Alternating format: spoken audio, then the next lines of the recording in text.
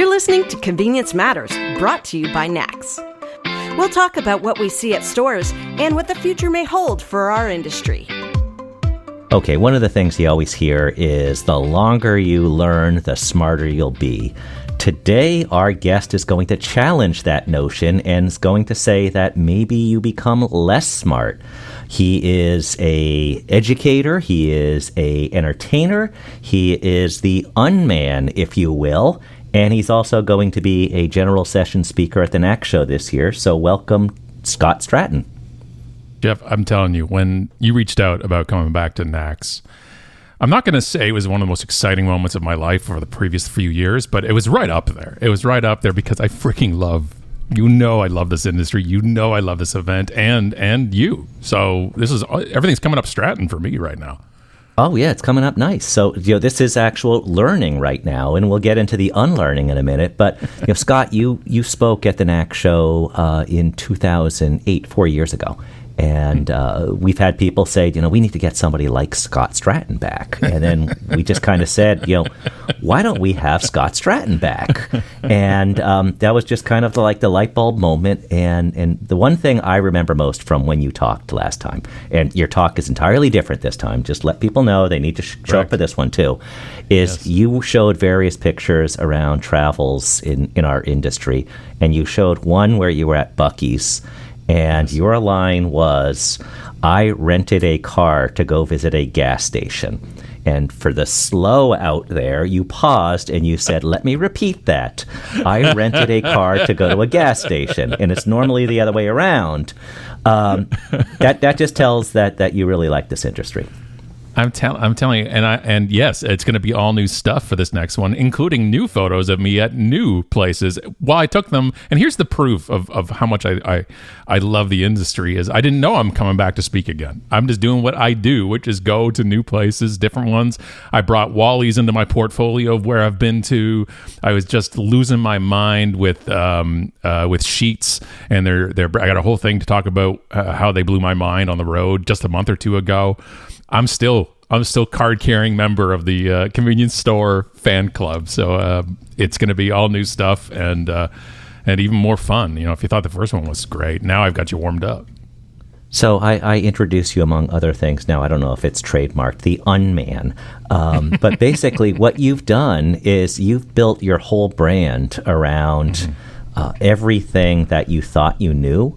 You may need to relearn, and your company is Unmarketing, but you have a whole bunch of line extensions, unselling, unbranded. You're going to be talking about unleadership, which is very timely given all the things that are going on right now. So take us through broadly the whole concept of un. It started with something I realized very early on in my corporate career, and that career lasted a whole 4 years after college, start to finish. But it was that we seem to have a lot of hypocritical things about business, about ourselves, and how we act or we do things. And everything started with one visit to a friend of mine in his office. I was working, he was working, and we just dropped in. I was going to say, hey, and we're talking, and his phone rang. And it was a cold call. Like you'd get a lot of B2B phone call to his office. And he kind of berated the person on the other end of the line and just wasting his time. The type of things where people will react to you on a cold call, and kind of just slammed down the phone. And we just kind of then talked about it for a few minutes afterwards about how ridiculous it is and blah, blah, blah. And he's like, all right, Scott, I gotta fly. I gotta go do my calls for today. And I'm like, but you just talked about how much of a waste of time that was. And yet you're going to do it yourself? And he's like, yeah, but I have something that people need. And it was just this thought, just for a second, was this like, do unto others as you, like, it was that type of thing.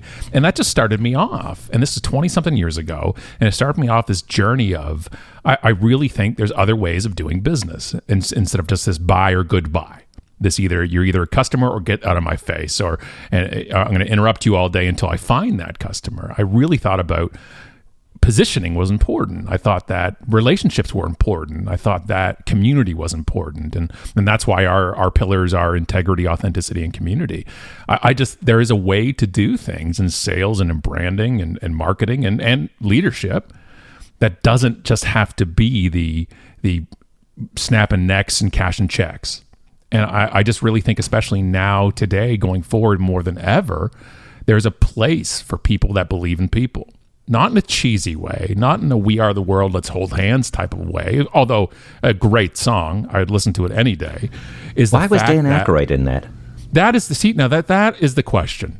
Jeff, this is why I like talking to you, because you ask the right questions, which is the Dan Aykroyd issue, which we all have. I just think maybe he was just that level of celebrity. You know, that level where you get to, it's like Dice Clay, where he could just show up in random things for the 8 months he was huge. You just like, that makes no sense. You're at a hockey game, or you're going to play. You never stepped on the ice. So I appreciate you getting that out there. But with people, though, it's that big part. It's that big part of understanding a very simple concept, which is when people say, and I as I get older, I'm trying to not be so black and white with stuff. It's extremely hard for somebody who's created an entire brand about standing very strongly on points. But I used to think there's two types of leaders and managers, just good ones and bad ones. But it's a scale. And I read something online a few weeks ago, and it was a great quote, and it said, you know, if you don't have imposter syndrome for the first 3 months of your leadership or your managing job, check yourself in the mirror. If you still feel you have imposter syndrome a year into your job, check your manager. Right. And so it was a nice contrast to me of understanding that our brains do shift and do change in leadership, but there's just a reckoning happening right now. You hear this great resignation, you hear all these type of things that's going on. And the problem is the rules still haven't changed. The rules for retention are the same. The rules for engaging employees are the same. Like, I took HR in college in the 90s, if you can believe that. I went to school for HR. I worked in HR. I taught HR at college. And retention, obviously, HR's entire function is to attract and retain great people. That's it. That's the end of the story. That's the end of the description for the department. That's the end of the reason for being in HR. And when you have this world and all these people that are coming under this world and saying, well, they do want to, nobody wants to work anymore. No, they don't want to work for you. That's the difference right now. And we have to look in the mirror. I'm all about marketers looking in the mirror and saying, are we going after vanity metrics, or are we going after real metrics? I'm going after salespeople. Are we actually promising the right things to people, or are we over-promising and under-delivering? And now I'm going after leaders. And I'm coming. And I'm coming with love and passion in my brain for you, but also the fact that you need to listen, both to me and to your staff, because they have the answers. They know what makes them tick. And people are like, well, people don't want to do, they don't want to, quiet quitting is a term that's come up now. Yep. Hashtag quiet quitting. That's just doing your job. Maybe it's not going above and beyond, for sure. But you know what I find interesting? Let's talk about faux firing instead. Let's talk about what are we doing the least possible for our people so we don't fire them, but they want to leave. Like, it can go both ways, Jeff. This is the problem. We never have this back and forth, right? And I'm here to give the back and forth about that. You want reference checks for my job? You want 3 of them? No problem. Can you give me 3 reference checks for you, for people that have worked for you, including one that's left in the past 6 months? I'd love to chat with them. We're dealing with adults, are we not? We're working with adults. And if we're not, and if we hire people who aren't yet adults, even more so how important it is to be a leader versus a manager for these people, because we're helping develop their skills for the future. You just got me off on a rant. I'm sorry, Jeff. I just kept going because I'm in my basement right now and it gets me going. But it's a passionate point for me and for a lot of people. So you have a staff. When they get together and they have some beers, what do they say about Scott? I don't. Well, mainly because, first of all, it's Alison and I that run the company, who's also my wife. So I really need to know what she's saying about me. But I let my assistant go. I had her for 16 years. The pandemic hit, the industry changed, and we kind of parted ways. And before that, it was really, this is the point, Jeff, you asked this. I have no idea what it's like to work for me, and neither do you. That is a huge, huge impact. A leader has no idea what it's like to work with them or for them. That's not a negative statement. I said this on stage a few weeks ago at an event, and I said this. I said, you have no idea what it's like to work for you. And the room kind of went quiet, and it was uncomfortable. And I said, whatever I'm going to say to you today, if it rubs you the wrong way, understand one simple thing. I don't know you. I can't be talking about you specifically. I don't know you. I've never talked to you. Mm-hmm. So if it rubs you a bit, like it's I don't know, that's maybe it's telling you something. Maybe it's telling you something that we have to look and say, hey, I don't appear the way I think I appear. Like I'd walk at, man, look, I'm a straight, white, able-bodied male from Canada who lives in a suburb. Okay, I don't exactly have had to persevere over a lot of things in this life, in this world. But I walk out of a room before, and I didn't even think about what people thought. I didn't even think about my effect, because why? And now I do. And I'm working on it. I'm working on understanding my effect. I think the most powerful leadership skills in the future are empathy and self-awareness. I think they were the most powerful before all this. But now they've been really pushed to the forefront. Understanding your impact, understanding how you affect your staff, how you affect the room. Do we have to go to the undercover boss level for you to understand that people are suffering on the front line in a lot of places? The public is harder to deal with now than ever. People are being abusive to people. People are just losing their minds at people. We have to be able to work as a team. We have to be able to be leaders that stand up and take care of our people, because they're looking to us to do that. So hopefully, I don't want to get too much into some of the things you may cover in the presentation, but I want to follow up on something you said about, what's it like to work for you, oneself. And I've also heard the line that culture is how you act when no one's looking. And the first time Nax and Scott met, you spoke at the State of the Industry Summit. And yes. Afterwards, the room cleared out. They went to reception or wherever it was. Mm-hmm. I can't recall. And one guy stuck around and shook hands with everyone in that audio booth area, thanked everybody for doing their job, and that was you. Yeah. And you don't see that much. And that just kind of said right there that you're not just talking about stuff, you're also living that stuff. I think it's so easy, but thank you for bringing that up, Jeff. I do appreciate that. I love my crews at events. My AV crew is the lifeblood of these places. They make me sound and look good. I used to do it as plus I look like the sound guy, so it's like it all works out really well for me. But it look, I had one goal. Like I've done about I think 520-ish keynotes over 12, 14 years. And my goal, I remember saying it to myself back then, I don't set a lot of goals. I don't sit there and go, one day I'm going to do this. But what I did say was, I want to be the same person on stage, backstage, at home, and online. That's authenticity of me. It's not about saying everything you think and having no filter. It's that when somebody meets you, you meet or exceed those expectations and expectations they had for you originally. And if I'm putting that out there, because I was kind of like shaken to my core when I first started decades ago, because I would work with speakers or help them so I could learn the industry. And I was some, not all, there's some incredible people in this industry, and some were the opposite. They were horrible people off stage, preaching love on stage.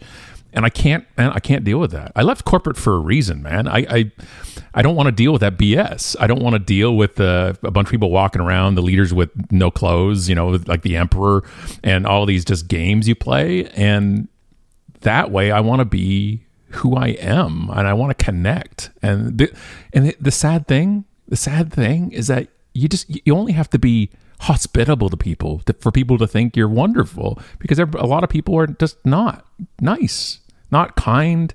We don't give the time of day to people. Like, we treat people in convenience stores. We treat the front line, and that's why I beg of people to understand this concept, which is if you're in leadership in a convenience store brand, the higher you go, the more layers of people underneath you, the less you feel the actual culture, right? And the only people that actually feel the true culture of a company is the last rung on the org chart, is the last spot. It's that front line. The front line is the bottom line. And you don't feel it. If you are a GM, if you're an area or district manager or something, and they clean the shop up when you're about to show up, and they do special things for you, that's not your actual culture. That's not your actual store. That's there shouldn't be fear when a GM shows up. There shouldn't be panic if corporate drops by. It should be welcoming. It should be exciting and say, by the way, this is the real stuff. You're seeing it right now. But the problem is we try to scale a lot of these things. We try to automate a lot of these things, and we try to say, okay, look, we're going to do this and this and this, and the customers can do ratings and this. Look, at the end of the day, it's your front line that's standing up for you. It's your front line that makes the world go round for it. And talk to them. I went on Reddit, Jeff, yesterday, because I'm doing a talk to the bank and credit union industry coming up. And so I always come from the angle of the employee or the customer, because I'm not in your position. And I can't come and tell somebody how to be a VP of operations for a chain of gas stations, because I've never done it. But I can come from the other angle. And I went on Reddit and just asked some people, if you ran the bank for a day, what changes would you make to make your job level better? It was unending answers and great answers. Yeah, there's some people angry and stuff like that, but great answers. Like they've never been asked before. They know these things. They do these things. And I just think there's so much gold in those front lines that we can do. But a lot of people also don't want to hear the answers of how to retain them properly. So I don't want to put you on the spot and have you name these peace and love hypocrites. We'll save that for the NAC show. So show up at the NAC show. He has a list of a good half a dozen people who are just really terrible people, and he'll go through that list. He'll run them down. The other thing I noticed is we work with a lot of videographers, etc. And if you ask a videographer to tell a joke, it's always going to be a sound man joke. Those poor guys, I don't know, you alluded to sound men earlier. I don't know who sound men make fun of, or if they're the bottom, but videographers make sound man jokes all day. Yeah, but the sound goes after lighting, always. Sound's always going after lighting. And then lighting goes. Well, I guess it goes down the blame chain or something. It does. It really does. It really does. Yeah, as long as it comes back around to me eventually, I'm fine. It's because I am the center of all the problems, so that's okay. So I started calling you in the introduction, and none of it's your official title. I said you were an educator. I said you were an entertainer, and when you are on stage, when you're speaking, you really are both of those. And the idea is I'm guessing, to almost trick people into taking the medicine, in that there's a way of doing it by telling stories, by sense of humor, by finding different ways to connect, where it's not like, okay, get out your sheets of paper, I'm going to go through step number 7 now. Right. And that for me is the best compliment. One of the best compliments I ever got was from a friend of mine, Mitch Joel, who's a great speaker himself and agency guy, and here in Canada, out in Montreal. And he had wrote me an email once, and he said, I thought you were a speaker or a social media guy or whatever that. And he goes, you're not, you're a storyteller. And that was one of the best compliments I can get, especially from somebody in the industry as well, that my job is telling stories. I think stories can sell. I think stories can sway. I think stories can impact. And when I use humor in something, it's because I have a sense of humor, and I really enjoy making people laugh. It's cathartic for me to get people, especially now, seeing people laugh now and hearing them laugh today. It means so much to me, because it's a release. It's a release for people, and I think they need that. And I do think that you don't realize what I'm trying to hit you with sometimes. That I always say, once I get you to laugh, or I can get the double laugh for it, then I hit you at the point. And when you're coming down from laughing, you're listening. You're on my side. You're just like, you made me laugh. We're good. And that, I can get up in front of 4,000 realtors and say I hate realtors, and have them clap. But it has to be at the right time of the talk, though. I can't walk out and say it, because it's the words you use. You can't say I hate you all. You have to say I hate retailers, because there's one way to say it that feels a little bit more personal. That's right, exactly the way it is. So it's like where you get out there, and at the end of the day, honestly, at the end of the day, I want people walking out of that talk saying that was the best use of my time today, period.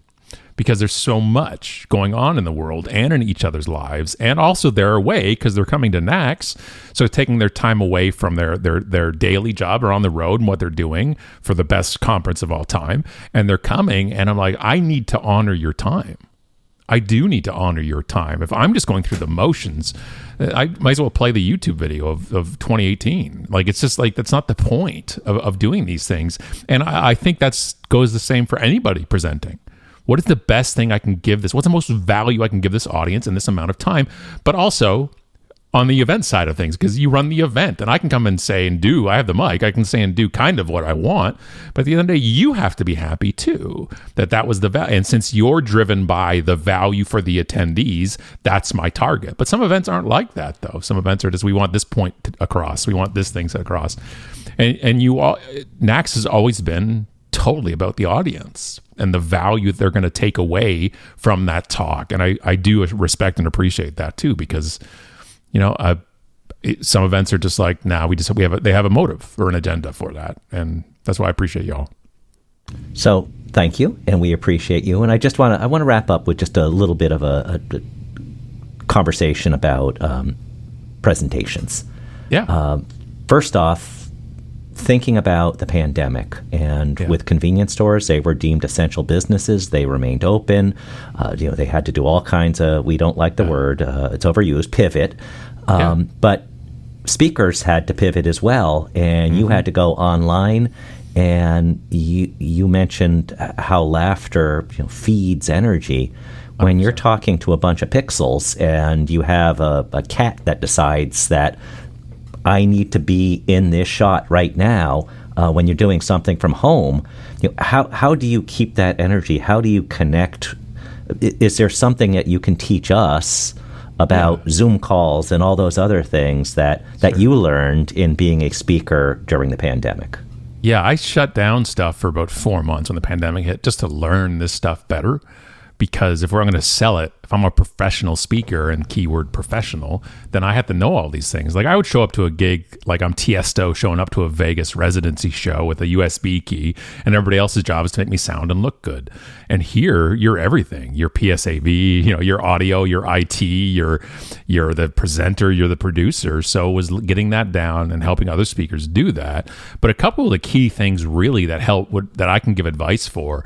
Also, if you want, just Google or YouTube the term lights, camera, in action. That's a direct link to a video I made about doing these type of things. It's about 10 minutes, so hopefully it can be really helpful for people. But real quick ones. One is looking directly into the camera.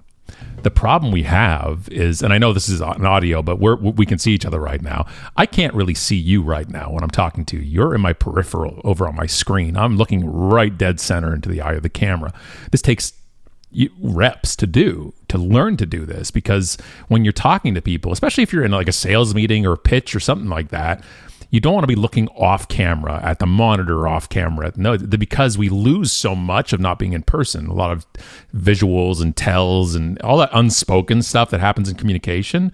Well, it's happening on camera as well, but we don't realize that we're not making eye contact, so we look kind of disinterested.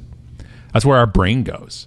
So I'll make sure always to look at the camera like this. And the other side of things is always be concerned first about audio, not video. When you're doing video, I mean this totally, because bad audio. And all of a sudden the sound guy is important. But all you're of right. a sudden you the sound guy's back. Top of the roost now. Right, especially for things like this, like a podcast. It's a very intimate medium. Like for us, with all the books and talks and everything else, the most rabid, wonderful audience we had is our show. It's very intimate, connected, usually one-on-one with them, usually in their ears or in their car. And so the audio quality is huge. And like any video, I can take a less quality video, but I can't take less quality audio. It something gets me going. So focusing on the mic, and it doesn't have to be something like I'm using like a Shure SM7B, but Blue has got so many great ones, USB mics, that are really, pretty good price wise as well. I had the Yeti. It's not the cooler. It's one of the other things. It's one of the other brands. Yeah, exactly. But they're really good. USB, plug it in and should be good to go. It's much different now than it really has been, but that really is it. I don't like doing webinars.